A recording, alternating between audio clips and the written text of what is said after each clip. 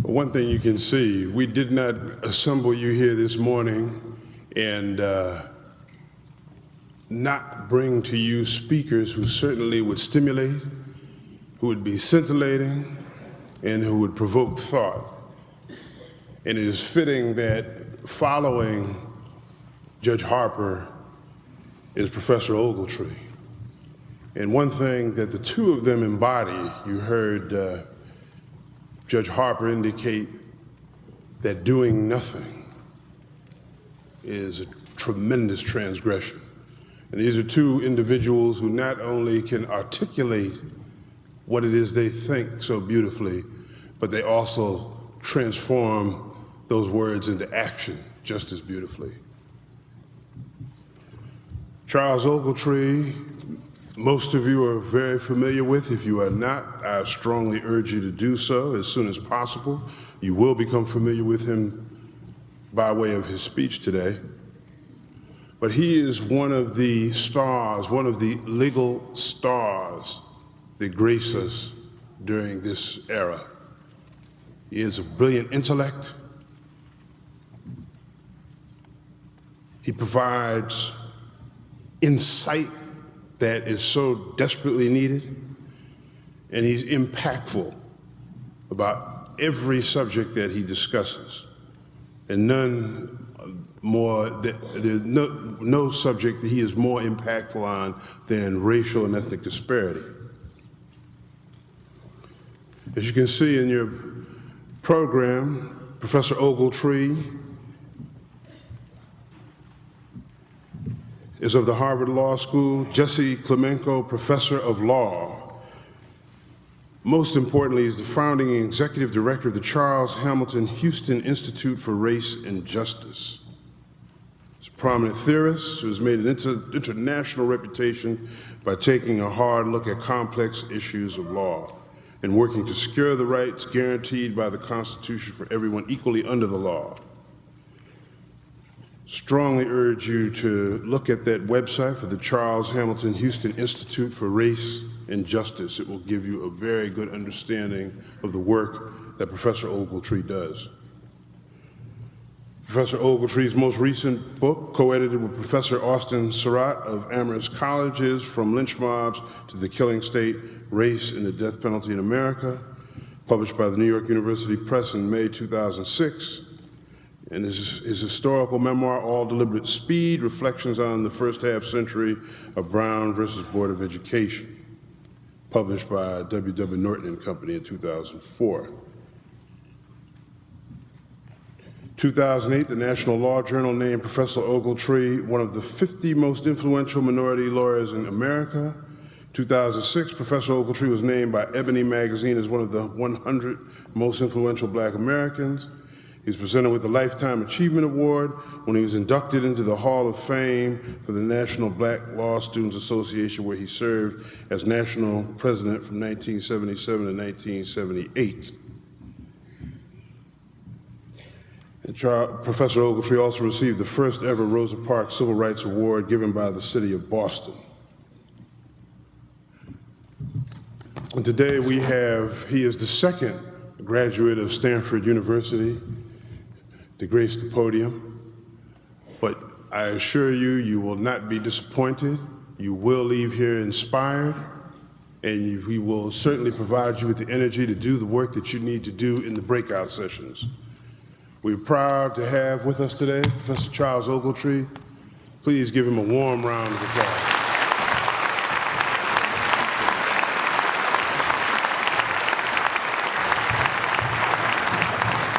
Thank you so much. It's an honor to be here in Connecticut. I want to thank the Chief Justice Rogers and Judge Harper for inviting me for this very important conference. And before I begin, I want to say a word about my credentials. Not my degrees, but about my real credentials. As much as I come to this subject because of my training as a lawyer and as a professor, and as a practicing attorney, as a public defender for many years, and having represented juveniles, I come to it with another level of credentials. I come from a family with a father who was born in Alabama and never finished the 4th grade, and the mother who was born in Arkansas and didn't finish high school. I come from a family of 6 children, a sister a couple of years younger than me who was murdered in 1982 in a murder that's never been solved, a wife whose brother was also murdered. I come as someone who was the first person in my family to finish high school. I come as someone who grew up in a segregated community and who grew up on food stamps and welfare. And so I come with a sense of knowing the history of our society and what a challenge it can be. I come as well with a particular keen sense about how people can be transformed if they're given a chance. And I want to describe 2 people who are the subject of what you're talking about, disparities in the criminal justice system. One is a young African American who was born to a teenage mother. His father was absent from his life. He actually grew up not in a community surrounded by relatives, but around the world in different parts of the different continents. Another is an African American who grew up in the working class section of an urban area, whose parents didn't go to college, and whose father died much too young because of a health illness. And yet, despite the challenges that they faced in their lives, they had faith, they had mentors, they had people who believed in them. And that's why today, I should say 2 weeks from today, my former students, both Michelle Obama and Barack Obama, may be in a very different place on November 4th, 2008.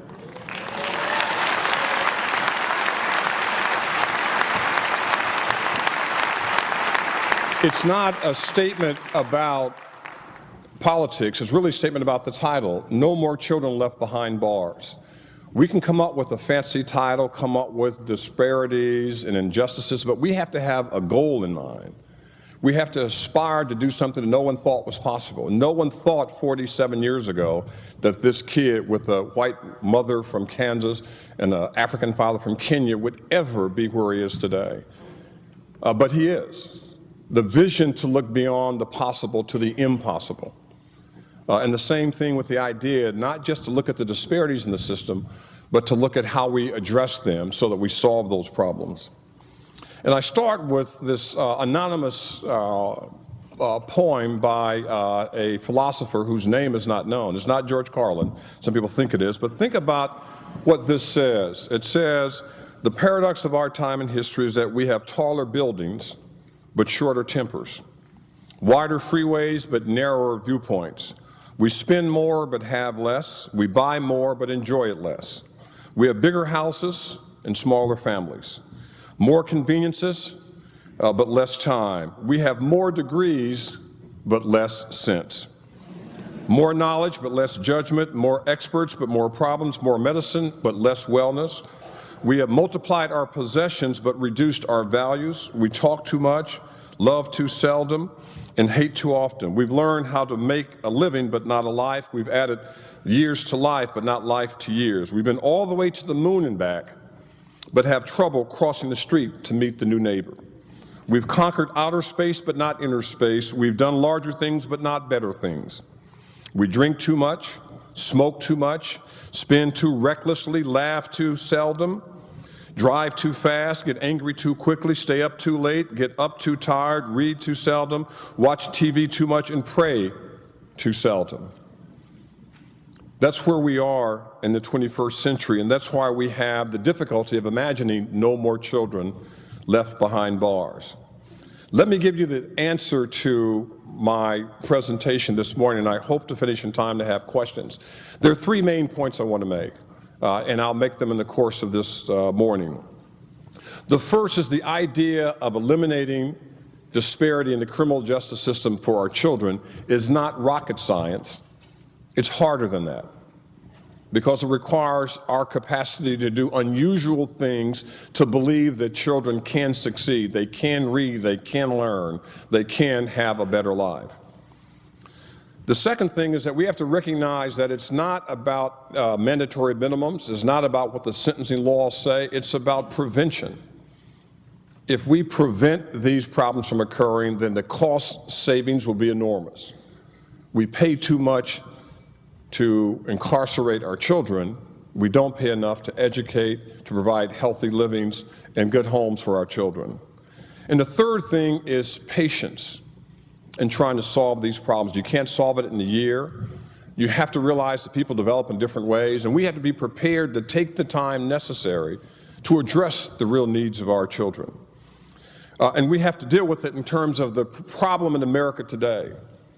Because if I were to tell you that the majority of the children who are in juvenile detention or who have been committed in our state in the 21st century, you would say, oh, that must be Alabama or Mississippi or South Carolina. You would never say New York or Connecticut or Massachusetts or Illinois. That's part of the problem, that we are part of it, because it's wherever we are that we see these disparities. And the second point is that we have two problems in America that we ignore in addressing the concerns of our children. One is called racial amnesia. We forget how significant race has been in the way our society has given up power and opportunity and meted out punishment and denied benefits based on issues of race and ethnicity. And the second is racial fatigue, because we think we've reached the point where we don't have to talk about it anymore. And we're not there yet. We're a long way from being there where race is irrelevant in our everyday discourse. And there are three themes in this presentation. The first is a PowerPoint that I want you to just kind of absorb in the quick fashion I'm going to go through it, which talks about the world that we imagine. It looks nice. It shows our success, our opportunities. The second is the world we live in. And there are actually two worlds that we live in.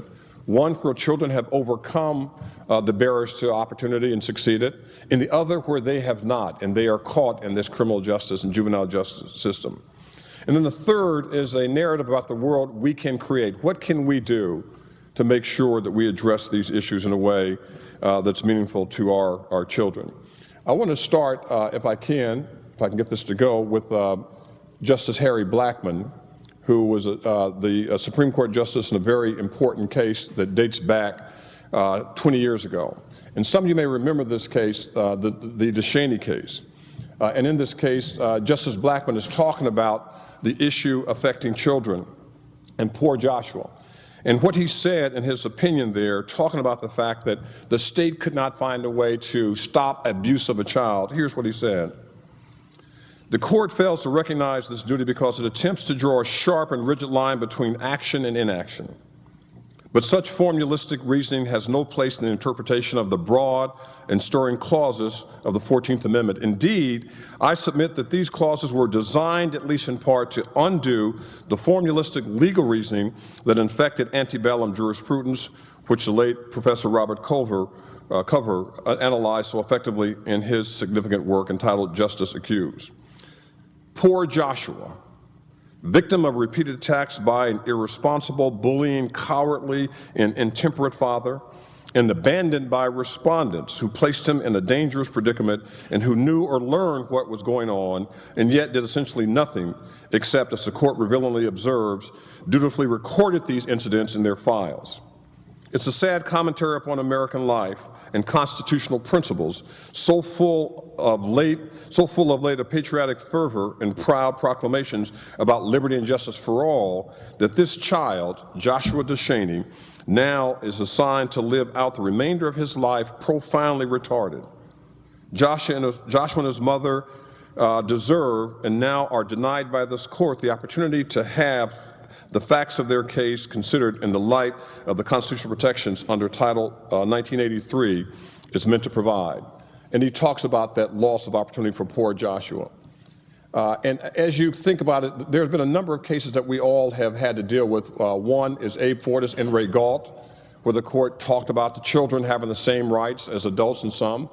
The right of punishment. Justice Scalia wrote the opinion many years ago, you may remember, in the Stanford versus Kentucky case, saying that it was constitutional to execute a juvenile because there was no consensus about it. And it took 2 decades before Justice Kennedy wrote the opinion in Roper versus Simmons, saying just the opposite, that we'd finally reached a point where it was not possible for that to happen. And so our courts are not really the answer to all these problems. Some of them have to be addressed by us as well. And if you think about it, I go into public schools almost every week and talk to young people.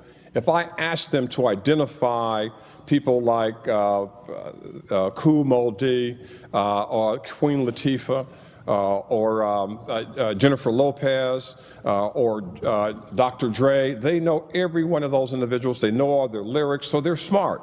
They have the capacity to appreciate as young people what culture's about. They can give you the lyrics. They can tell you what's the latest song. They can tell you how much money they made. But I go into the same school and ask them, who was this? They don't know. They wouldn't recognize Ken Chenault of American Express. They wouldn't recognize Ann Fudge, who was with Young and Rubicon. They wouldn't recognize Stanley O'Neill with Merrill Lynch. They wouldn't recognize Dick Parsons. They may know something about AOL, but they would know nothing about Dick Parsons. They wouldn't know Debbie Lee of BET, even though they might watch it regularly. They wouldn't know my classmate, Bayo Ogunlesi, the chief executive officer from Credit Suisse. They wouldn't know that Frank Raines was the head of Fannie Mae. They wouldn't know that Bill Lewis is now the co-chair of investment banking at Lazard. They wouldn't know this particular person, Clarence Otis of Darden Restaurants. And this is particularly significant. Clarence grew up in South Central Los Angeles, a very poor family. Barely made it out of high school, made it to college, and then went to Stanford Law School where he graduated. And now he is the CEO of Darden Restaurants. How many of you in this audience have eaten at Darden Restaurants? Okay, let me ask a different question. How many of you in this audience have eaten at the Olive Garden? How many of you have eaten at the Red Lobster? You've eaten at Darden Restaurants, all right? Education point, right?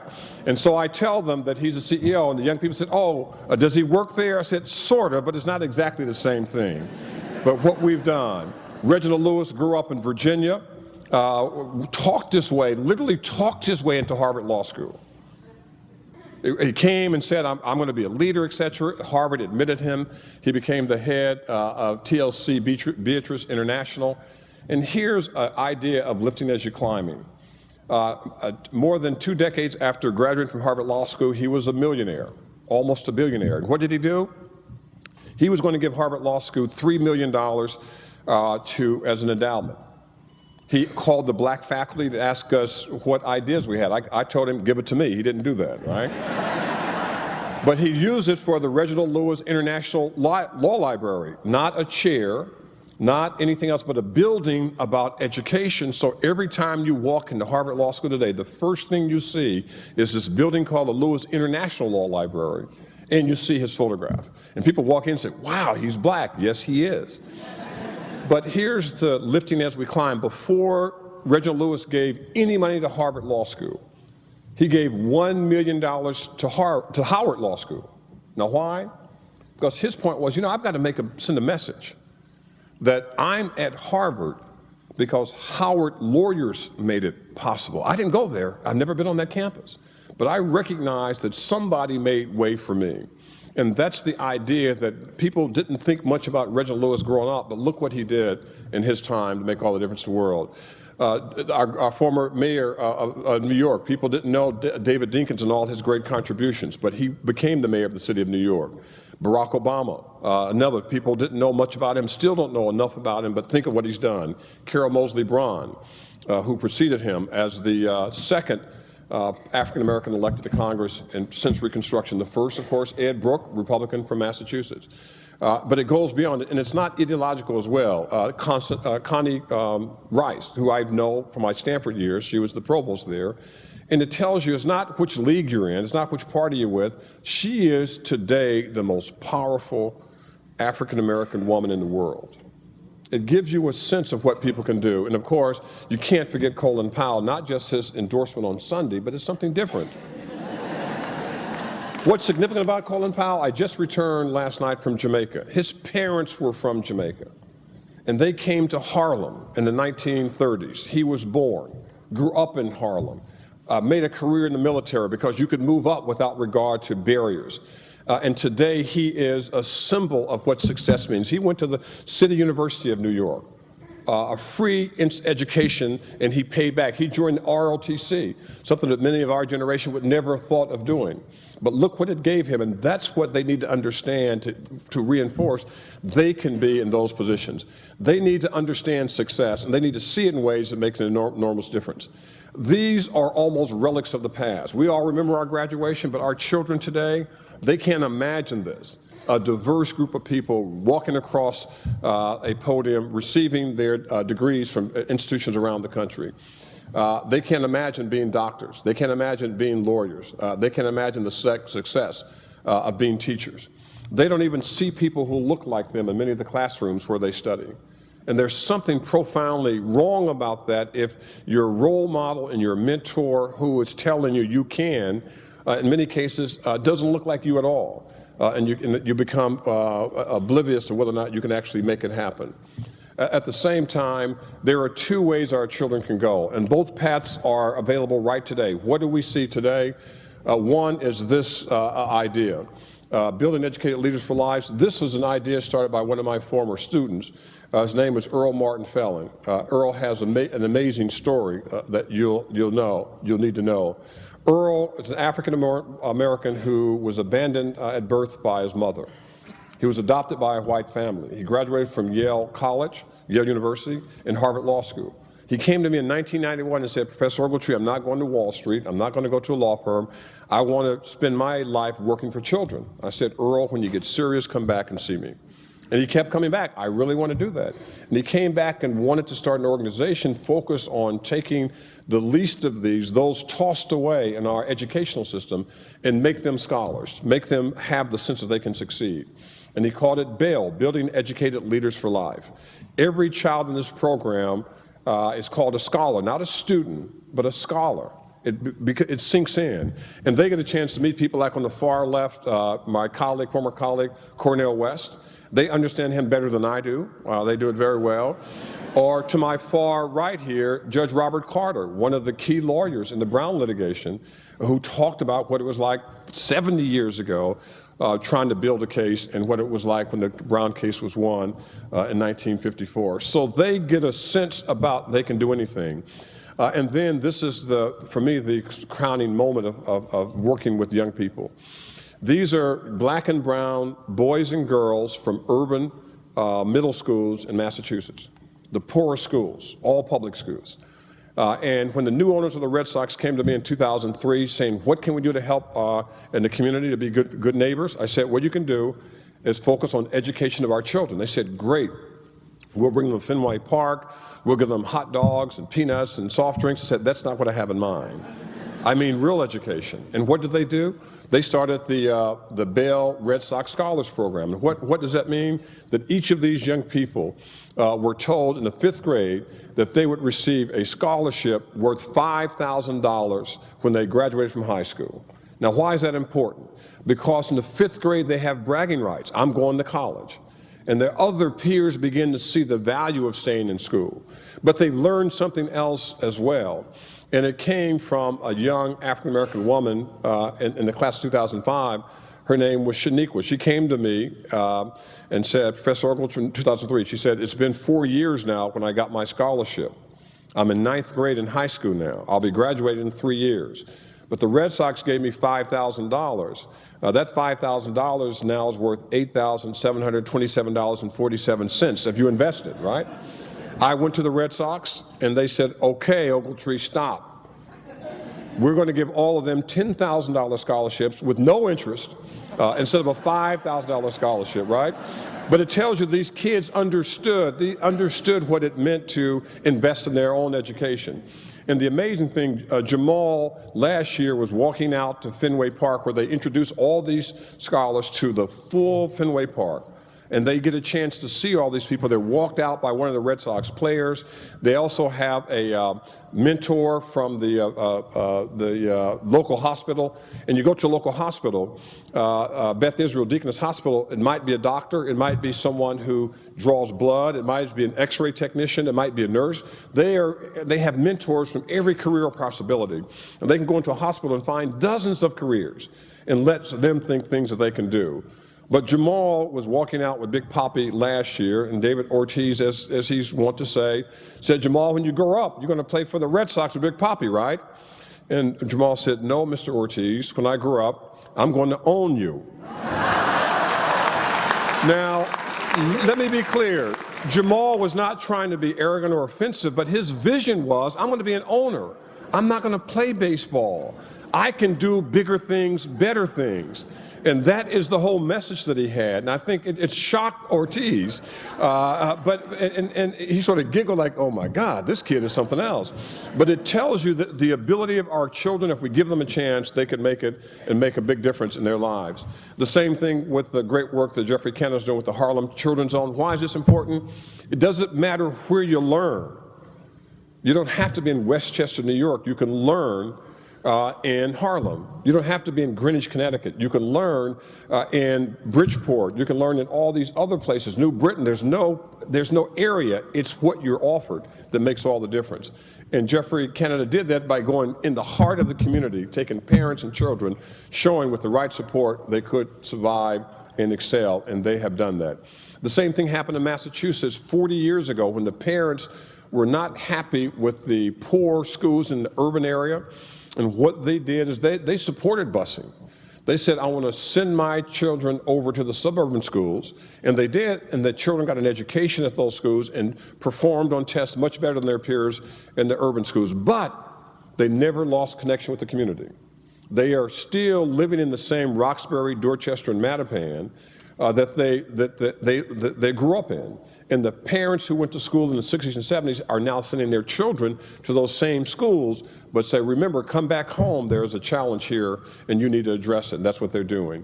But here's the other reality today, and that is how many of us in this audience actually went to schools as children, where we had to go through a metal detector? How many had a police officer on duty? How many had the fear of guns and knives? Look at how it's changed. How many of us are like this 5-year-old girl in Florida who was acting out in class and they called the police to arrest her? Arrest her. 5 years old and arrested in Tampa, Florida. How many of us see these young men like this going to a sheriff's bus? They're not even tall enough to walk up the scales. And it tells you, but they are conditioned to understand that they're part of the criminal justice system and the juvenile justice system. How many of us know about a 14-year-old African-American woman, Shaniqua, who was given 7 years in prison when she pushed a teenager, and a white teenager in front of that same judge burned down her family's house and got probation? The only reason it changed was because the publicity made it clear, but it tells you that people are treated very different on the basis of race. 8-year-old being fingerprinted at the Juvenile Assessment Center after arrested on a battery on a law enforcement officer. And you begin to get the sense of the problems. This kid is so small, he has to stand on a crate to be fingerprinted. Black, brown becomes a part of the system. And it's amazing. And the numbers of young black males in the system are just overwhelming. And the schools as a prison setting. The national data is overwhelming. You know this, the overrepresentation in the juvenile system of black youth, and the numbers are just staggering. And this means they're more likely to be waived to adult court, and they're less likely to graduate from high school. If you don't graduate from high school, you're not going to have much chance of success in America in the 21st century. And the numbers of black children suspension, which I'm going to talk about in a little more detail, and 30-some years ago, it was a very small percentage, 6%. In 2001, it's doubled, and now it's almost tripled. The suspension gap between blacks and whites in those years is amazing. Some schools suspend over half of their black and Latino students in any year. Being suspended is a major predictor of dropping out. Only 50% of black students and 53% of Latino students graduate on time from high school, and only 43% of black males and 48% of Latino males graduate on time from high school. So, I mean, the numbers are staggering, and they are problems not just nationally, but also on the local level as well. And the whole phenomenon about gangs and what the impact gangs will have on some of this data, I'll talk about that a little bit later, and some of the good, tough policies that make a huge amount of difference in the way people are treated in the system. And so what do we do? How do we solve this problem? How do we get beyond it in a way that makes a lot of sense? We have done a study that's called No More Children Left Behind Bars, and we've also done some reports on what works. I want to address some of those quickly with you to give you a sense of things that make a big difference.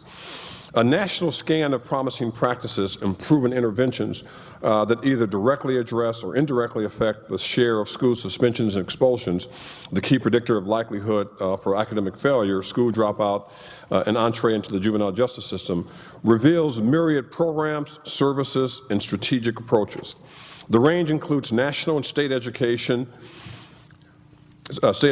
and juvenile justice reform initiatives, district efforts to revise school discipline codes, mission-driven charter schools, in-school character education and social justice curriculum, out-of-school arts and recreation programs, school-university academic partnerships, preventive health and mental health programs, youth-led advocacy and education campaigns, faith-based programs, legal advocacy, and community policing-focused events, among others.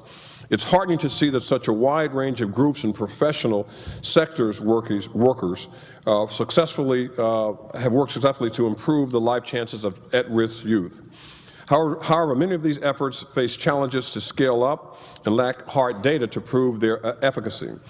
Another important challenge is that many efforts are siloed. That is, they function without input from or consideration of the full range of stakeholders and are often unaware of other organizations with similar missions and programs. Our key recommendations from the Institute have emphasized two interrelated strategies. One focuses on finding a common language and framework so that diverse groups can work across traditional boundaries to improve the life chances of young people of color. Second, we also seek to employ preventive measures that arise from a variety of fields and research bases, but that have demonstrated potential to make direct, immediate impact upon school disciplinary practices and student behavior and engagement in schools. So what are the 5 things that we recommend that you should be looking at in your efforts to reduce disparities and reduce the idea of detention and commitment? First, you have to change the children's ecosystem by creating opportunities there. Support the delivery of affordable health care and other mental health services.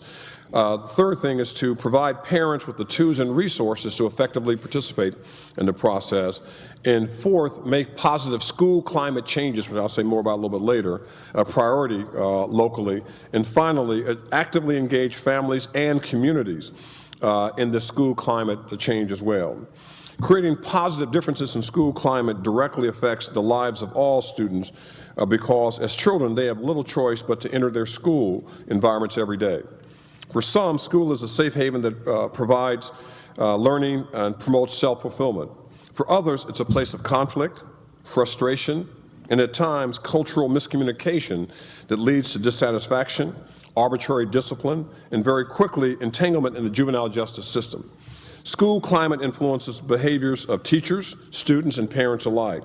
It is defined both by the physical environment and by daily human interactions that reflect the shared ideas that shape a particular school's identity and standards for expected behavior. These shared ideas include educational philosophy, assumptions, values, beliefs, and attitudes. By observing and understanding school climate, we can implicitly answer such vital questions as, is diversity valued and respected? Do adults feel an obligation to create a caring environment? Do students have the right to be treated with respect and dignity? Are parents full partners in resolving behavioral partners? School climate reflects the personality of the learning environment and is often defined and defended as just the way we do things here. It determines whether disciplinary policies are punitive or whether they're pro-social. It also communicates to parents and students whether they are welcome and supported or unwelcome. It affects how students feel about coming to school, their motivation and openness to learning and intellectual risk-taking, and whether or not they feel physically and emotionally safe in a school environment. Few schools explicitly define and even manage a school climate.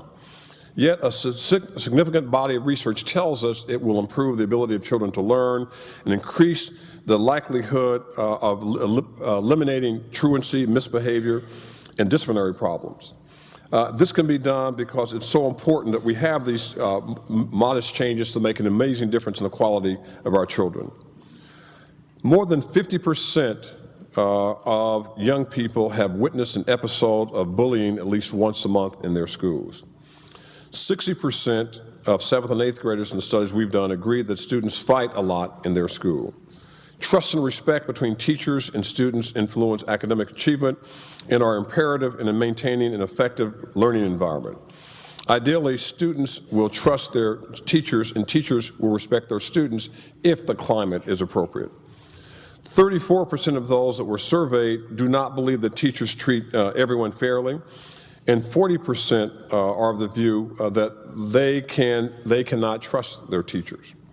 1/5 of students say they don't believe teachers respect the students in school, and among those who feel disrespected, it is overwhelmingly African American and Latinos. The numbers are 31% African American compared to 17% whites, and it's 15% for Hispanics and 12% for Asian students. A significant percentage of students of all races believe some races of children are smarter than other races of children. If they come into the school system believing that, what impact does it have on their peers in the classroom? More recent attention to the alarming number of young people being either dropping out or being pushed out of school through exclusionary policies creates new impetus for the promising model of integrated community-based service delivery. An extensive body of research documents the impact of undetected and untreated social, emotional, behavioral problems, basic health problems, vision, dental, and hearing, and parental engagement on student success. Researchers and others highlight the continuing challenge of making quality basic health services affordable and accessible to all children and families in need, particularly those who live in areas of concentrated disadvantage. The high-profile call among these children is a very important idea of a bolder approach that we need and we have not had yet. At the national policy level, efforts to pass legislation that would support full-service schools have been unsuccessful despite many efforts. And that is one other area that should be pursued in terms of legislative alternatives. Advocates have been more successful in garnering support for policies that expand the availability of school-based mental health services, with several pieces of legislation now pending both at state legislatures and in Congress. And I think the important point is that focusing on mental health will make an enormous difference in the quality of our children. Why? Because we learned that 75% of our children in public school settings who are in need of mental health services don't get the support that they need. That is alarming and unacceptable. Children of color not only have less access to mental health services and are less likely to receive the care, but they often receive a poorer quality of mental health care. The research tells us the schools may function as the de facto mental health system for the children and adolescents, but not a treatment alternative. Of those children fortunate enough to receive care, many of them receive it in the school setting, and yet these programs have a wide range of support, from basic care provided by unlicensed aides to some with more full-service comprehensive health care prevention and treatment services. About 60% of the nation's 1,500 school-based health centers have mental health professionals on staff, but the most effective approach to helping children at risk is to expand these services and make sure there is multi-systemic therapy beyond that provided at the school. Successful parental involvement strategies may vary from many places, state to district to individual schools. And these include things that we forget: family literacy, parenting classes, college and career planning programs. And this is one of the basic failures that we have, that we blame the parents for the children's failure. We soon forget that the parents who can't teach their children algebra and trigonometry today, they are being asked to teach their children the new math when they never learned the old math.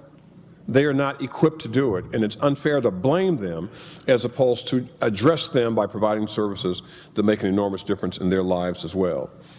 And it's not just that, but our solution to suspension and issues of expulsion is that then we find children on the streets, and they find themselves finding a new family. It's not a parent, it's not a father or mother, it's other young men who take them in and give them money, give them comfort, and give them support, who happen to be parts of organized gangs. From California to Alaska to Maryland to Kansas and North Carolina, The newspapers talk about the gang crisis. Across the nation, residents of our most distressed, long-neglected communities express sadness and dismay over the violent crime that destroys too many young, promising lives and forces people to live in fear. In many high-poverty neighborhoods, makeshift memorials to young murder victims are an all too often ordinary part of the urban backdrop. And we have looked at this at the Institute with a great sense of its significance in the work that we do. And it's not a real challenge, and I want to take you back just about 27 years. Many people here probably don't know anything about Len Bias. He's an African-American who played basketball at the University of Maryland. He was recruited and selected by the Boston Celtics during the period of Larry Bird to join the Celtics in 1981. Len Bias died in 1981 because of ingestion of powder cocaine. The amazing thing is that one of the most powerful people in Congress, Tip O'Neill, who grew up in Massachusetts, who was the Speaker of the House, became outraged that this could happen to such a great athlete. And so he, along with other Democrats, started talking about more severe policies for cocaine. Ironically, who were the chief proponents of policies in Congress to enhance penalties for crack cocaine? African-American legislators. Why? Because the crisis was not in Westchester, it was in Harlem. It was in south side of Chicago. It was in Philadelphia. It was in south central Los Angeles. It was in Detroit. And all these members of Congress said, we've got to do something with this epidemic of crack cocaine. And what did they do? They agreed to have more severe penalties. Their Republican colleagues said, great, we're glad we got your attention. And it wasn't just to increase penalties, but they increased it 100 to 1 for powder cocaine compared to crack cocaine. And that created a generation of young black men being brought into gangs, into drug dealing, and the overwhelming impact was that you saw the jails fill up from the late 1980s with 1 million people in prison to the present time with 2 million in prison, and 52% of them are African-American males, many of them for drug offenses. That's the problem that we tried to solve. Instead of being preventive, we thought penalizing it would solve it. It only made it worse. The reality is that these good tough policies on gangs served little in terms of changing the dynamics. And in fact, it tells us that we have to do a lot to address this problem, not just by more punishment, but treatment that will keep people out of these organizations, and prevention to make sure that they can have a livelihood. And here's what we recommended. By careful analysis of the research, the cost savings efforts, et cetera, that many education-related and community-based youth programs demonstrate effectiveness and promise in redirecting young people away from gangs by preventing gang affiliation in the first place and by assisting teens in completing high school, which translates into reduced crime and healthier communities. And the short and long-term economic analysis demonstrate that well-tested prevention programs are likely to be more cost-effective than suppression policies that lead to more prosecution and incarceration. Public opinion data strongly suggests that people who live in the United States are far more likely to support education and prevention strategies for youth rather than more prosecutions and jail time. Suppression policies and expansion of law enforcement power has not proven effective in stemming youth of crime associated with gangs, and research suggests that such tactics may even strengthen gang affiliations. Data suggests that the number of communities with active youth gangs increased in the last 3 decades, peaked in the early 1990s, and has recently declined. Youth gang prevalence declined in non-urban areas, but gang violence remains a serious problem in some urban communities.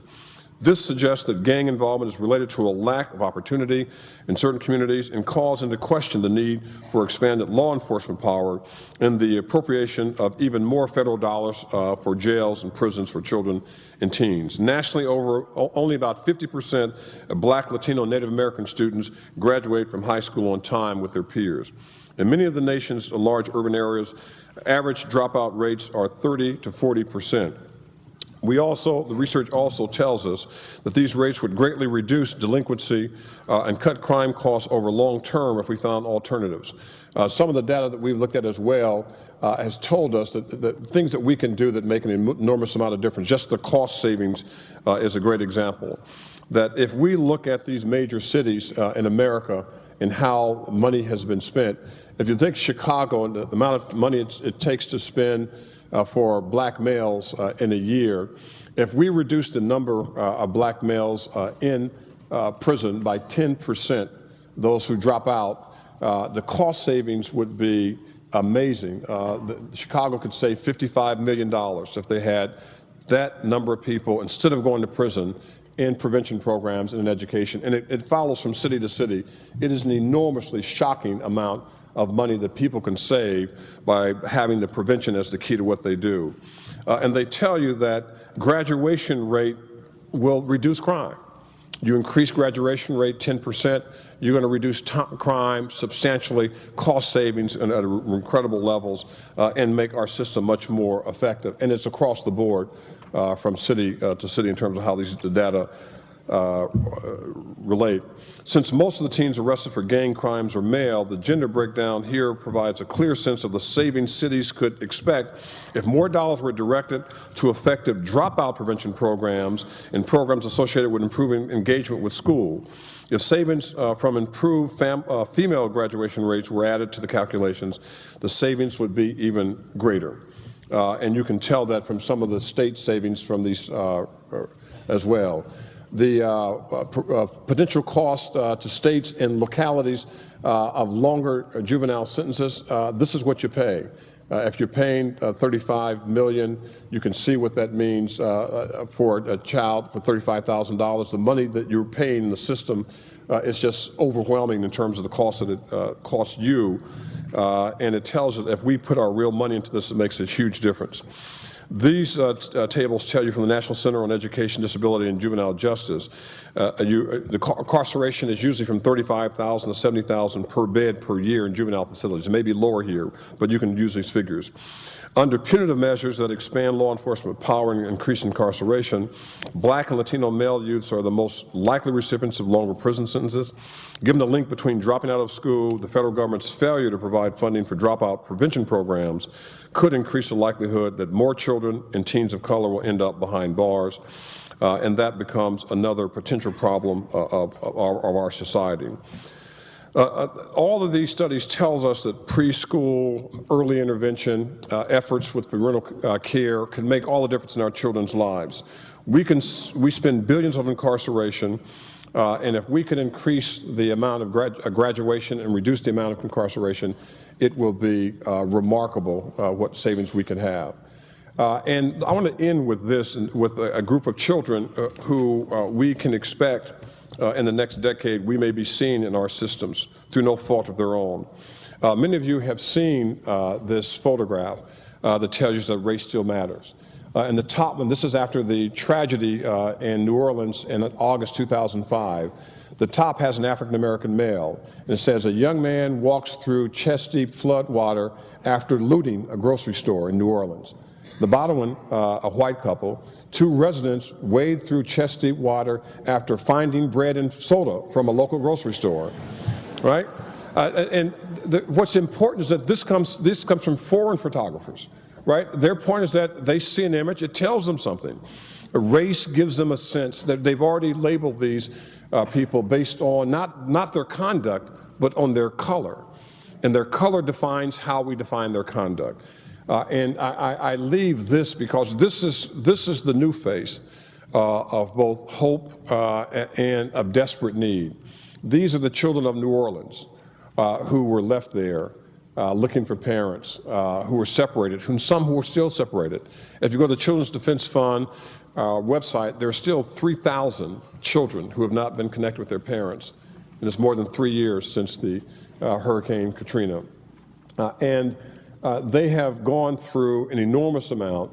And what do you think they are facing now, being removed from New Orleans to another state, separated from their home, in a foreign school system with no connection? And what we do know is that they're falling out of the educational system, whether they're in Minnesota or in Houston. I don't know whether they're in Connecticut, but it's happening everywhere. And we see this really sad report by this young girl who wrote a poem about Katrina. It says, the water started coming out the ground, and we had to move to another town. New Orleans is where we stay, and I wish Katrina went another way. I was crying all day because I wished I could stay. Katrina is the worst hurricane that came. You can tell it's bad because it is a ghost name, the end, telling her story. And this tells us not only that New Orleans needs help, but we see this, children who are sadly a part of a broken system. And it tells us that if we see these as casualties, there are our casualties. All these children needed someone loving them, reaching out for them, and helping them, and they didn't find that. It's our responsibility to think about the goal, and the goal has to be no more children left behind bars, not reduce disparities, not improve education, but to have a goal that's definable and that's achievable. And it is achievable if we all make it possible. If we can imagine that this country can see the diversity that we hope we'll see shortly, imagine what it means to that first grade student looking up there in school on November 5th, that Latina, that African American, that Asian American, that Native American, looking up there and say, wow, yes, I can. And you know what? Yes, they can, if we make sure that we come up with an achievable goal, no more children left behind bars. Thank you very much. We'll be happy to take your questions.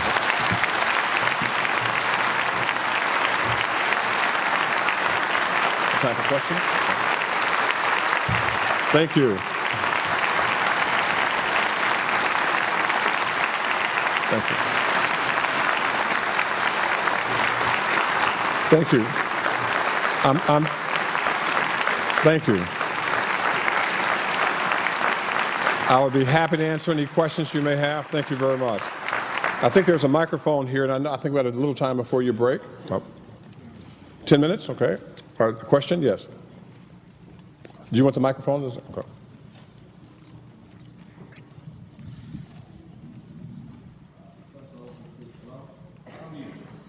Is that on? You address several issues. You hit on mental illness a lot. As far as our children, what we need, prevention. Having a son since 4th grade, having attention deficit disorder, and having had to research the IDA statute to see what was available for my child, I understand that struggle. My question to you is, criminologists have a different view on treating children or treating those that they show deviant behaviors. They would rather treat the illness before incarceration. Because with most folks, I don't know if they know it or not, if your child goes into a detention center and he behaves unruly, they're going to medicate him. Right. So why not, if he shows deviant behavior or some sort of mental deficiency, we notice that at his younghood, as a young child, and we call it cute. He throws a block and hits his sister in the head, oh, boo-boo, don't do this. And we think it's cute. Well, we notice deviant behavior. Why can't the judicial system, the system that's only wants to adhere to the law, take a look at the mental deficiency? Because they have their own statistics. When inmates come out and they have the statistics showing about mental illness, they say there is a high rate of mental illness or mental health issues. Why don't we begin to treat the children or inform the public that the IDA programs and the treatments aren't always about medicating your children, but there are positive outcomes. My son's getting ready to graduate from high school this year, and he's doing quite well through the IDA program, and I am also a proud individual to say I'm an adult of ADHD, and I just graduated from college. So if you can address that issue with me, I would be pleased to get some answers. First, congratulations to you and your child. There is a stigma in urban communities, African American, Latino communities, about mental health. We exist, it's not, we pretend it's not a problem. And we don't want to be identified with ourselves or our children getting the help that they desperately need. In the juvenile justice system, it may be different here in Connecticut, but it's broken as well because they haven't recalibrated who has the power to do what. I talk to juvenile judges every day, and they are just frustrated to no end because kids are brought into the court who have no place in the juvenile court. They didn't go to school, or they came to school late, or they acted out in class. And so why do I have this kid this kid has a problem that the educational system needs to address, not the juvenile justice system, because once they get in the juvenile justice system, what will happen? And I will bet you that if you go and look at most of the children in the juvenile justice system, you will find some history of abuse or neglect or something else that preceded the idea of a delinquency charge. Students that just didn't wake up at 10 years old and just saw it, decided to engage in bad behavior, but we didn't intervene the way we should have or as early as we could have. And I don't blame teachers either. They aren't empowered to even identify, let alone address these issues. The idea is that how do you see it and address it in some meaningful way? And even our idea about schooling, what happens with the kid who doesn't come to school? We send them home so they can't come to school, right? And here's what I found in one county in Maryland about a number of children who had not been to school for like 30 days. And you know, and they wanted to blame the parent. The parent says, wait a minute, I go to work at 6 o'clock every morning and I drop my son off at that bus station where he's supposed to be picked up at 6:20. I get home at 4 o'clock in the afternoon and he's there. No one told me for 5 weeks that he wasn't in school. And it's not a parent, the image is that it's a parent who's irresponsible, neglectful. Here's a working parent who takes a child to the bus stop, drives to work, and didn't get a call at all until somebody recognized after 5 weeks that someone hasn't been in school. That's a broken system. And the idea that the punishment for not going to school is that you don't go to school is the wrong solution. It only puts those children further behind. But it means that we as a community have to do something to talk openly about mental health. The churches have to play a role in that, but the community can't be the same kind of stigma that it is today. And the reality is, you know, is that there are laws in every state and federal laws that require that children with these deficiencies receive the treatment. But people don't know how to go about it, how to demand it. And the good news that's happening, at least in Massachusetts, that the judges are coming to us and saying, please empower me to help this child, because I don't want him or her in my court because they don't deserve to be on my docket. This is not a juvenile justice matter. This is a social services matter that should never have been brought here and should have been caught and treated a long time earlier. And our longer report, which I'm sure Judge Harper has, includes some of these recommendations as to how we can address these issues, and I hope that Connecticut will consider them. Yes, sir. Good afternoon, everybody. First of all, I want to thank you gentlemen for today. Mr. Tisdale, Judge Harper, and Professor Ogletree. I have like 90 things I want to say, so I'm going to cut them to a couple. Just to give you a little background on myself, my name is Bobby Ramos, and I've been a police officer in Stratford for 23 years. And I'm just giving you a little background just so you know of what I'm speaking about. In '91, I threatened a lawsuit against my town for not hiring women and minorities. I got shot at, and that just made me think about it. I got shot at, I went through death threats. Probably about 85% of my department wouldn't speak to me, but the point is, within a year, the department started hiring women and more minorities. We hadn't done so for 8 years. That being said, I'm a big fan and a friend of Jim Brown, and I like to say like he is, I'm in the belly of the beast. And I have done things like, I have raised $10,000 to fix a public basketball court. I raised the money myself. I have taken 102 kids by train to a Broadway play. I've taken 60 kids by bus to the Universal Soul Circus. Last year I raised $6 grand and took 11 boys to Kentucky to the Ali Museum and had them speak with the black police chief there. So I'm just giving you a little bit of my background. A couple of questions that I wanted to ask you. Professor Ogletree, you're 100% correct in what you're saying. I was very upset to hear a lot of those stats. As a police officer, I know that those stats are true. Besides being pushed away by my department, I went on, which my mother is very proud of, to be the most decorated cop in the town that I worked for. So I'm getting it right now, sir. Wow.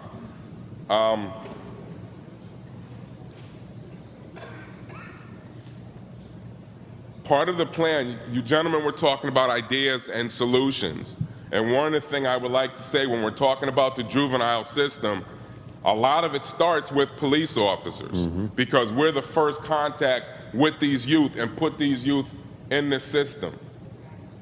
And in these police departments, we have SWAT teams, we have traffic teams, and I mean teams.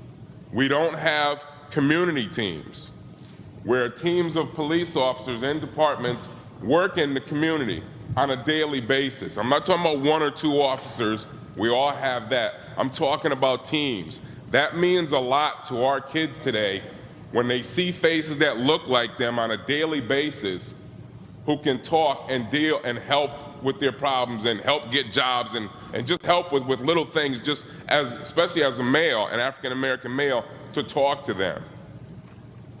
And I'm just wondering why our departments are not almost mandated to do that, because if we don't work with the kids, they're going to end up in this system and it becomes a treadmill. And my last thing, so I can hurry up for this gentleman, Judge Harper, you were talking about speaking with police chiefs and things like that.